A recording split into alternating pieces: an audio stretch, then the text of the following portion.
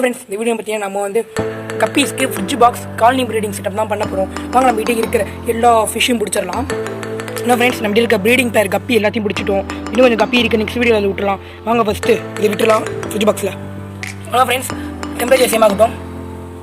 அவ்வளோதான் ஃப்ரெண்ட்ஸ், எனக்கு எல்லா ப்ரீடிங் பேர் எல்லாத்தையும் எடுத்துட்டோம். ஃப்ரெண்ட்ஸ் ஃபிஷ் விட்டுலாம். இதெல்லாம் ப்ரீடிங் பேர் மட்டும்தான். எனக்கு எவ்வளோ குரூப்பாக அழகாக சுற்றுது. அப்புறம் ப்ரீடிங்க்கு இது மாதிரி தேவையானது லைவ் பிளான்ட் தான்.